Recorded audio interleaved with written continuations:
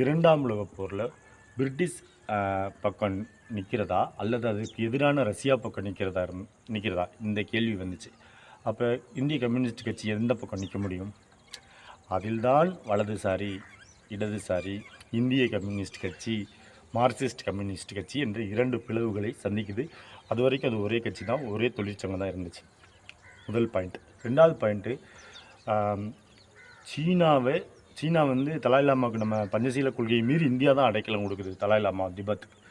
அப்போ சீனாவுக்கு ஆதரவு நிலைப்பாடை எடுப்பதா அல்லது இந்தியாவுக்கு ஆதரவான நிலைப்பாடை எடுப்பதா? இதில் இந்தியாவுக்கு ஆதரவான நிலைப்பாடை எடுத்த கம்யூனிஸ்டுகள் ஒரு பக்கம், சீனா தான் அரசியல் கொள்கை ரீதியாக குருநாதர், ரஷ்யா தான் கொள்கை ரீதியாக குருநாதர்னு சொல்லி அதன் பக்கம் நின்றவர்கள் ஒரு பக்கம். இது ரெண்டாவது பாயிண்ட். மூணாவது பாயிண்ட்டு, இந்திய கம்யூனிஸ்ட் கட்சி அப்படின்ற இப்போதைய கதிர் அருவாலோடு இருப்பது